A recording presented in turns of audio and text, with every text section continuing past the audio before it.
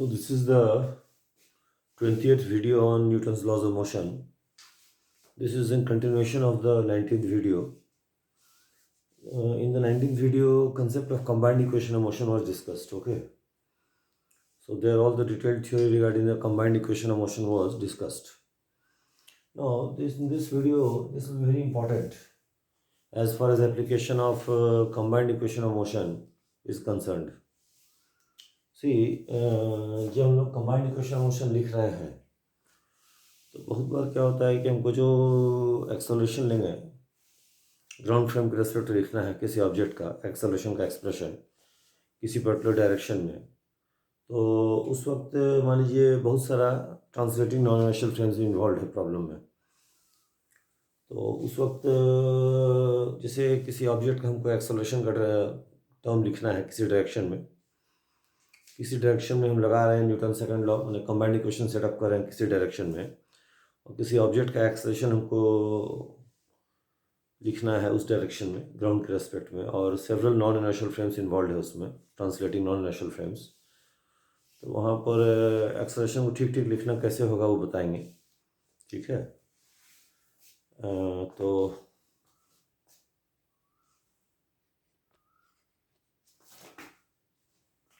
देखिए, सबसे पहले एक बार जान लेना है कि जैसे मान लीजिए कि कोई वेक्टर है से बी कोई वेक्टर है। ठीक है। इधर कोई डायरेक्शन है जिसका यूनिट वेक्टर है से एन हैट, बी आपका एन हैट से अल्फा एंगल बनाता है। ठीक है। Component of b along n hat को लिखेंगे b cos alpha. B cos alpha is the component of vector b along n hat. यही कॉस एक कंपोनेंट होता है, और इसको लिखेंगे as a dot product express करेंगे तो बी डॉट एन हैट हो जाएगा। समझ गए? B cos alpha is the component of vector b along this direction that is expressible as a dot product b dot n hat। ठीक है। इसको dot product जैसे एक्सप्रेस करेंगे b डॉट n hat कहेंगे इसको। ठीक है। ऑलराइट। अब देखिए, जैसे ये मान लिया गया कि सपोज कीजिए ग्राउंड फ्रेम है, कोई भी इनर्शियल फ्रेम है, मान लीजिए ग्राउंड फ्रेम है। ठीक है। और समझाने के लिए मान लेते हैं कि प्रॉब्लम में 6 को translating non inertial reference frames involve है। एक्चुअली न्यूमेरिकल में 6 नॉन इनर्शियल फ्रेम आता नहीं है, बट कंसेप्ट को डिमॉन्स्ट्रेट करने के लिए हम बोल रहे हैं। सपोज कीजिए ऐसा है कि 6 को translating non inertial reference frame है, मैंने सब ग्राउंड कंसेप्ट ट्रांसलेट कर रहा है। ठीक है। 6। ठीक है। ये translating non inertial reference frame 1 हो गया, ये translating non inertial reference frame 2 हो गया, ये translating non inertial reference frame 3 हो गया, ये translating non inertial reference frame 4 हो गया, ये translating non inertial reference frame 5 हो गया, ये translating non inertial reference frame 6 हो गया। ठीक है। ये पार्टिकल है, पार्टिकल पी, सपोज उसका मास m, इसका मास है। अब ये सब जो ट्रांसलेटिंग नॉन इनर्शियल फ्रेम्स है ग्राउंड के रेस्पेक्ट ट्रांसलेट कर ही रहा है, आपस में सब ट्रांसलेट कर रहा है। ठीक है। तो देखिए, किसी इंस्टेंट पर हमको क्या करना है ना कि किसी ऑब्जेक्ट का एक्सेलरेशन लिखना है ग्राउंड फ्रेम के रेस्पेक्ट में इन अ पर्टिकुलर डायरेक्शन, और हमको सारा ये सब फ्रेम्स गिवन है प्रॉब्लम में। तो जैसे सपोज कीजिए हम इस डायरेक्शन में पी का हम ग्राउंड रेस्पेक्ट एक्सेलरेशन का कंपोनेंट जानना चाहते हैं इस डायरेक्शन में। ठीक है। ऑलराइट।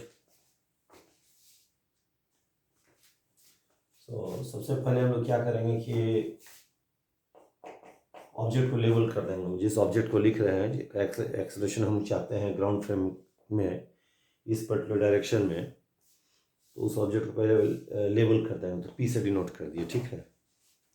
पहले label the object under consideration, तो पी लिख दिए। लेबल जो भी ABCD जो भी सिंबल को दीजिए। ठीक है ना।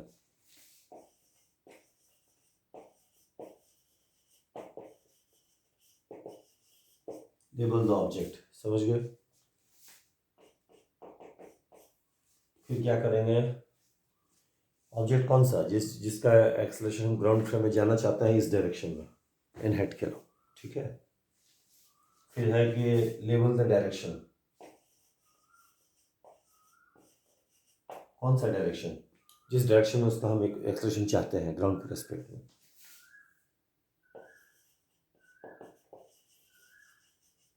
लेबल करते समय एन हेड डिनोट कीजिए या एक्स वाई जेड जो भी सिंबल डिनोट कीजिए, कोई दिक्कत नहीं है, आपके ऊपर है। अच्छा, थर्ड हम सबसे पहले क्या करेंगे कि जब हम लिखेंगे कंबाइंड इक्वेशन ऑफ मोशन, तो मास टाइम से एक्सेलरेशन में पहले हमको write down the fundamental acceleration term, ये बहुत फंडामेंटल है। राइट डाउन द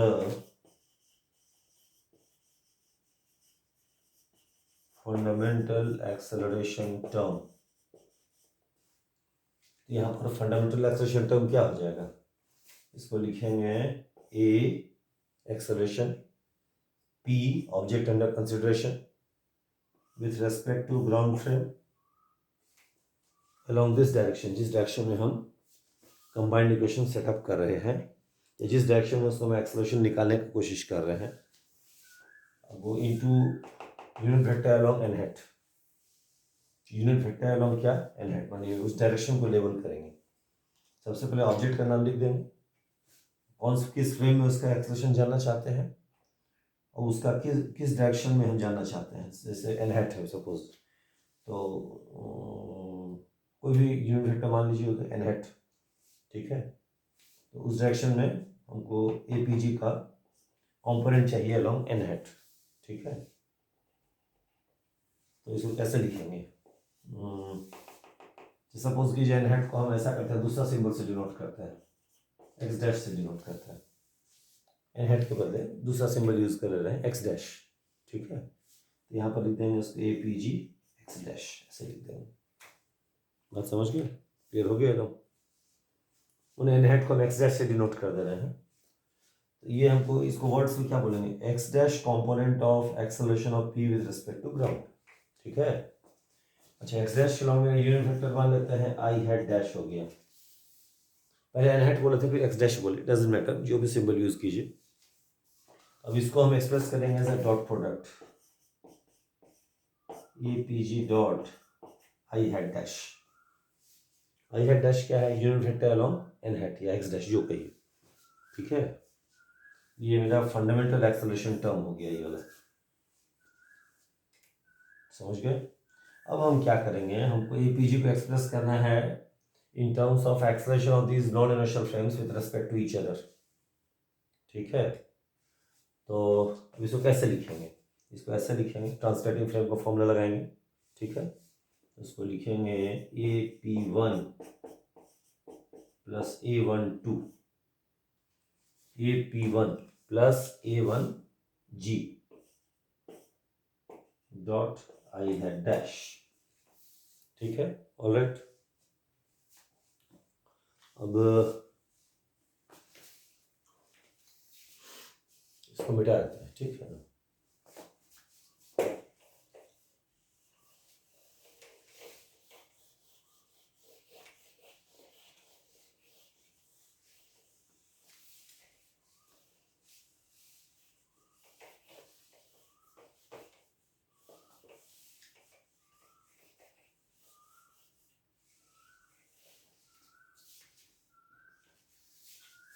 अब इसको क्या लिखेंगे, इसको लिखेंगे A P one plus A one G, ठीक है। इसको लिखेंगे A one two plus A two G dot I head dash. इसको लिखेंगे A P one plus A one two. अब ए टू जी को कैसे लिखेंगे, A two three A three G dot N hat, ठीक है। इसको लिखेंगे A P one plus A one two plus A two three plus A three जी। उसको लिखेंगे A three four A four G dot N hat dash, इसको लिखेंगे AP1 plus A12 plus A23 A34 plus A4G, इसको लिखेंगे A45 A5G dot N hat dash, इसको लिखेंगे AP1 plus A12 plus A23 plus A34 A45 plus A5G, इसको लिखेंगे A56 plus A6G dot N hat dash. ठीक है, इसको लिखेंगे यही हो गया। ठीक है ना, कुल मिला के इतना टर्म्स इसमें टोटल आ रहा है। ठीक है ना, क्लियर हो गया।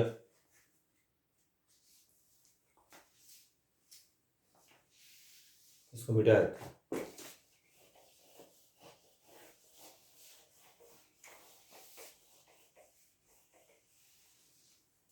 इसमें AP1 क्या है, acceleration of P with respect to translating non inertial reference frame 1। ये हो गया acceleration of translating non inertial reference frame 1 with respect to translating non inertial reference frame 2। ये हो गया acceleration of translating non inertial reference frame 2 with respect to translating non inertial reference frame 3 and so on. ठीक है, अच्छा N hat dash लिख रहे हैं आप या आई हैट डैश जो लिखे, डजंट मैटर, सिंबल मैंने आई हैट डैश। ओके, ठीक है, राइट। ये भी एन हैट डैश है या आई हैट ही है डैश है, दोनों में कोई भी सिंबल यूज कर सकते हैं, जैसा भी हम बताया आपको। मैंने कभी एन हैट डैश लिखे आई हैट डैश लिखे, it's implied I hat dash कर दिया उसको। अब इसको हम लोग क्या करेंगे, देखिए इसको एक्सपेंड कर देंगे डॉट प्रोडक्ट रूल से, तो हो जाएगा AP1 dot I hat dash. इसमें एक बात ध्यान दीजिएगा, ये जो ब्रैकेट के अंदर जो टर्म्स आ रहा है 1 2 3 4 5 6 7, ये सब एक्सेलरेशन टर्म्स का आएगा। शुरू में जो APG dot I hat dash बोले थे ना, वो फंडामेंटल एक्सेलरेशन टर्म है, और ये सब जो ब्रैकेट के अंदर टर्म्स आ रहा है 1 2 3 4 5 6 7, ये सब वेरियस एक्सेलरेशन टर्म्स है, various acceleration terms, various acceleration terms. समझ गए क्या है, बताइए, वेरियस एक्सेलरेशन टर्म्स है ये, ब्रैकेट में जो टर्म्स आ रहा है 1 2 3 4 5 6 7, समझ गए। ठीक है, अच्छा अब देखिए आगे जाने से पहले हम मान लेते हैं कि ये मेरा आई हैट डैश है। ठीक है, A6G, जैसे यहां से स्टार्ट करते हैं AP1 dot I hat dash. Suppose कीजिए AP1 ऐसा है, आई डैश से θ1 एक्यूट एंगल θ1 फॉर्म करता है, एक्यूट एंगल θ1। ठीक है, A12 जो है आई हैट डैश से मान लीजिए एक्यूट एंगल θ2 फॉर्म करता है। ठीक है, A23 मान लीजिए वो भी जो है सो एक्स हैट डैश से एक्यूट एंगल θ3 फॉर्म करता है, A23। अच्छा मान लीजिए A34 A45 दोनों राइट एंगल पर है, आई हैट डैश के राइट एंगल पर है, A34 एंड A45। ठीक है, अच्छा A56 मान लीजिए आई हैट डैश से फॉर्म करता है ऑब्ट्यूज एंगल, हाँ θ5 θ6, ओके θ5 यस θ6 यस करेक्ट। और मान लीजिए A6G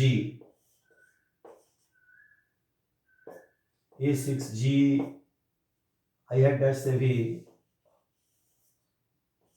ऑब्ट्यूज एंगल θ6 फॉर्म करता है, समझ गए ना। अच्छा इसको क्या, इसको डायग्राम को ध्यान में रखिएगा। ठीक है,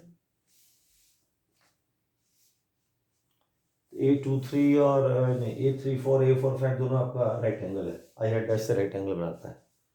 अब स्पेंड करेंगे सिर्फ डिस्ट्रीब्यूटिव लॉस है, तो क्या लिखेंगे, A P one dot I hat dash, हाँ A one two dot I hat dash plus A hat dot I hat dash A two three plus three four dot I hat dash plus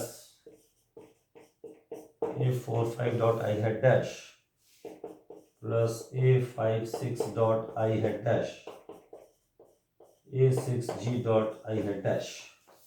ठीक है, तो ये सब क्या है, ये first expression term का कंपोनेंट है आई हैड डैश, ये वाला, ये इसका कंपोनेंट है a12 का कंपोनेंट है अलॉन्ग आई हैड डैश, ये पूरा क्वांटिटी जो है a23 का कंपोनेंट है आई हैड डैश के अलॉन्ग, ये पूरा टर्म जो है a34 का कंपोनेंट है आई हैड डैश के अलॉन्ग, ये पूरा टर्म जो है a45 का कंपोनेंट है आई हैड डैश के अलॉन्ग, ये पूरा टर्म a56 का कंपोनेंट है आई हैड डैश के अलॉन्ग, और ये वाला a6g का कंपोनेंट है आई हैड डैश के अलॉन्ग।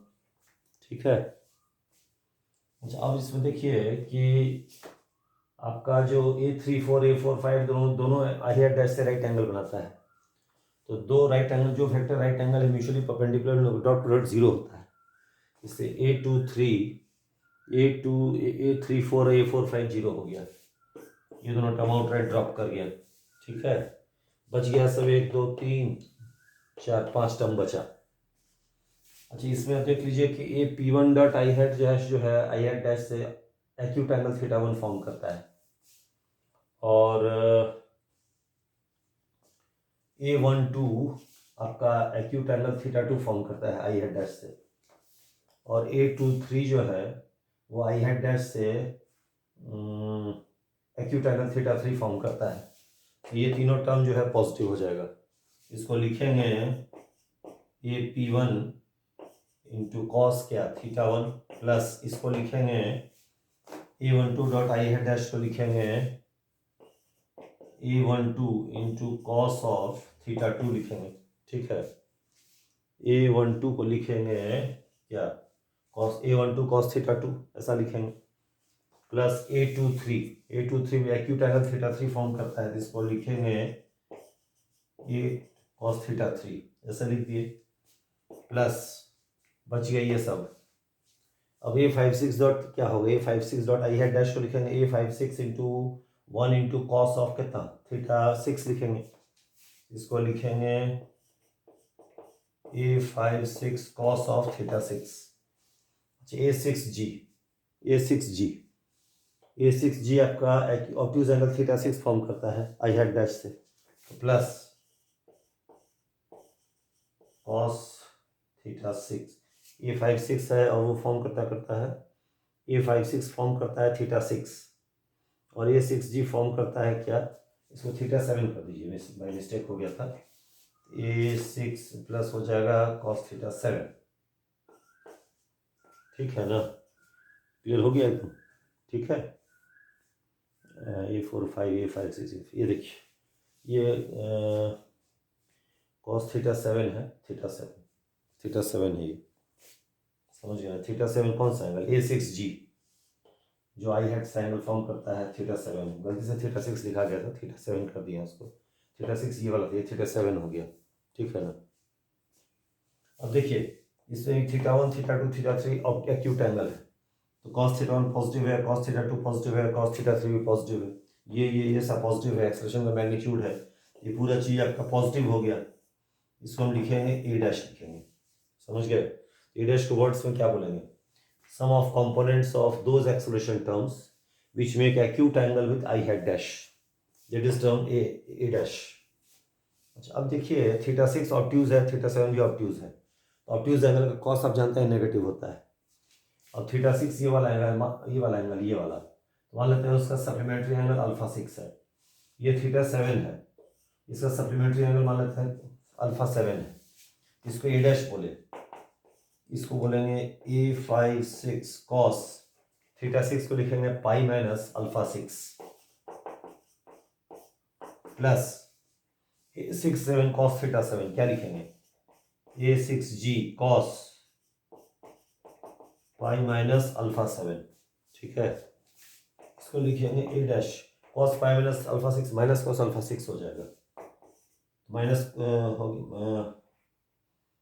इसको लिखेंगे A56 कॉस अल्फा 6, इसको भी लिखेंगे माइनस A6G कॉस अल्फा 7, इसी को लिखेंगे A डैश माइनस कॉमन इसमें A56 cos alpha 6 plus A6G cos alpha 7। इस क्वांटिटी को हम लोग नाम देंगे क्या चीज, इसको नाम दे देंगे A डबल डैश। अच्छा, A56 cos alpha 6 क्या है? It is the magnitude of the component of A56 along I hat dash। और A6G cos alpha 7 क्या है? It is the magnitude of component of A6G along I dash। इन दोनों का सम को A double dash बोलेंगे। तो कुल मिला के मेरा जो APG dot I hat dash था वो आ गया A dash minus A double dash. और A डैश क्या है बताइए? A dash is the sum of components of those acceleration terms which make acute angle with I hat dash। और A double dash क्या है बताइए? Sum of magnitudes of components of those acceleration terms, sum of magnitudes of components of those acceleration terms which make obtuse angle with a given direction I hat dash। इन दोनों को जोड़ के difference ले लेंगे तो हमको APG dot I hat dash हमको मिल जाएगा। समझ गए? तो इसको हम समराइज कर देते हैं यहाँ पर, ठीक है? इसे पूरा मिटाया था। देखिए कंसेप्ट बहुत यूज होगा न्यूमेरिकल में, ये आपको जानना पड़ेगा, नहीं जानिएगा तो गड़बड़ हो जाएगा आपको। ये आपको एकदम मास्टर हो जाना होगा इसमें का, ये बार बार अब आएगा, लॉज ऑफ मोशन में भी, आगे भी मैकेनिक्स में आएगा। इसलिए देखिए ये F dash minus F double dash concept के सिमिलर है जो हम लोग फोर्स का बात किए थे। जब हम लोग फोर्स का कंपोनेंट निकाल रहे थे किसी पर्टिकुलर डायरेक्शन में, कोई पार्टिकल है उस पर रिजल्ट में कुछ सेवरल रियल फोर्सेस लग रहा है, उसका किसी डायरेक्शन में कंपोनेंट निकाल रहे हैं, तो वहाँ भी F dash F double dash concept use हुआ था। वही कंसेप्ट ये भी है, बस फोर्स के बदले एक्सेलरेशन आ गया। Basic method still remains the same, basic idea same है। समझ गए? तो देखिए APG dot I hat dash निकालने का रूल मेरा क्या होगा उसको हम समराइज कर देता है।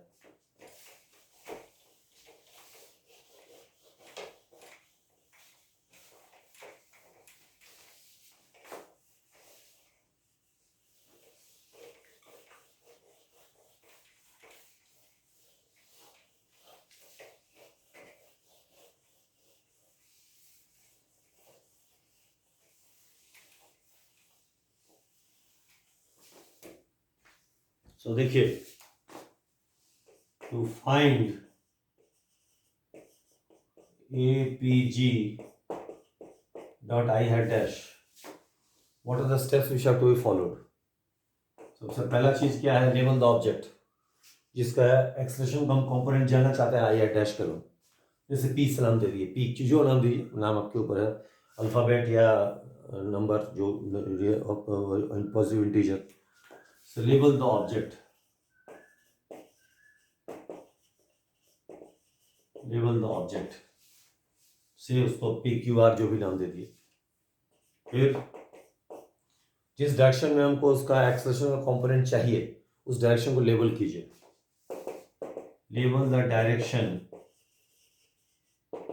along which component of APG is to be found।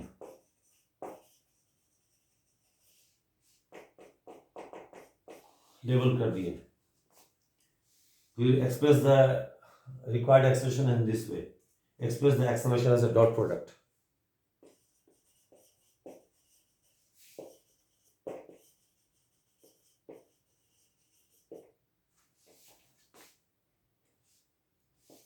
express the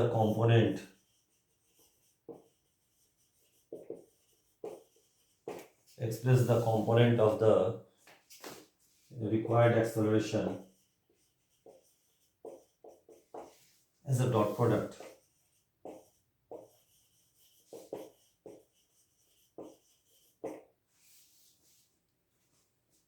ठीक है? Okay. And this term APG को हम लोग बोलेंगे फंडामेंटल एक्सेलरेशन टर्म बोलेंगे, फंडामेंटल एक्सेलरेशन टर्म।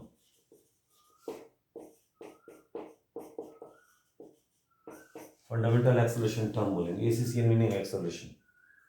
फिर फोर्थ में क्या करेंगे, APG को एक्सपेंड कर देंगे। जैसे अभी जो एग्जाम्पल लिए थे 6 को नॉन इनर्शियल फ्रेम लिए थे, APG को लिखिए P1 प्लस A1G को लिखिए A12 प्लस A2G को लिखिए A23 प्लस A3G को लिखिए A34 प्लस A4G को लिखिए A45 प्लस A5G को लिखिए A56 प्लस A6G। तो expand the APG in terms of the various acceleration terms. अभी जो 6-7 क्वांटिटी मेंशन किए एक्सेलरेशन टर्म्स है। APG as a vector sum of various acceleration terms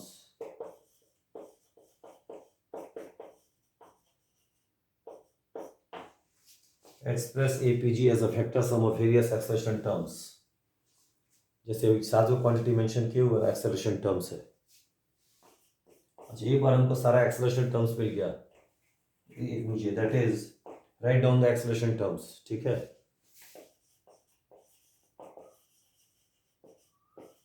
write down the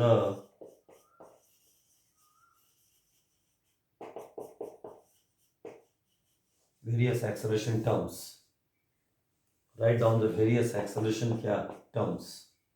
जैसे 7 quantity mention किए, उसके बाद से जो जो एक्सेलरेशन टर्म आई हैड डैश से राइट एंगल बनाता है वो टर्म नहीं आएगा। स्ट्राइक ऑफ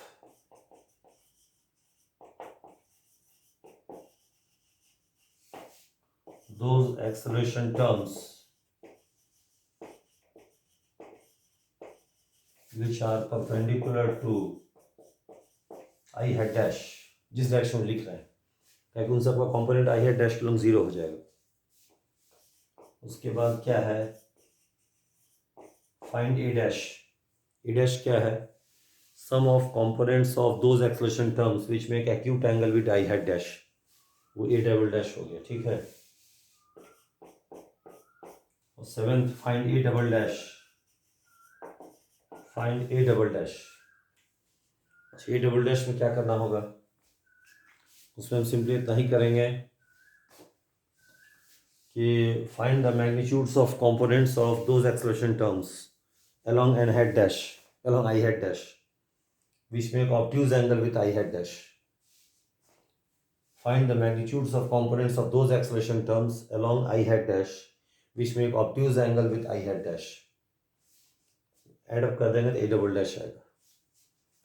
और 8वां में क्या करेंगे, required component of APG along X dash is simply A dash minus A double dash. Okay, इस तरह से APG X dash का वैल्यू आपको मिल जाएगा। बात समझ गए ना, ये रूल फॉलो करके इसको एक्सेलरेशन टर्म को ठीक ठीक आप लिख सकते हैं। ये फंडामेंटल पॉइंट हम बता दिए हैं आपको। ठीक है, ये बार बार न्यूमेरिकल में यूज़ होगा। अपकमिंग न्यूमेरिकल्स हम लोग जो टेकअप करेंगे, translating non inertial reference frame का न्यूमेरिकल्स, बार बार ये यूज़ होगा उसमें। ये कंसेप्ट एकदम समझ लेना होगा। बहुत वाइटल वीडियो है, 20वां वीडियो है, न्यूटन सेकंड लॉ का 20वां वीडियो, ग्रेट इंपॉर्टेंस का रिजल्ट है, समझे ना। तो ये अब यूज़ होगा। ठीक है ना, तो नेक्स्ट वीडियो ऑनवर्ड्स हम अब क्या करेंगे, न्यूमेरिकल्स टेकअप करेंगे। विल टेकअप न्यूमेरिकल्स, समझे, न्यूमेरिकल्स टेकअप करेंगे और उसको सॉल्व करके हम हर तरह से डिस्कस करेंगे उसको। ठीक है, इसको हम क्लोज कर देते हैं। Fine, all right.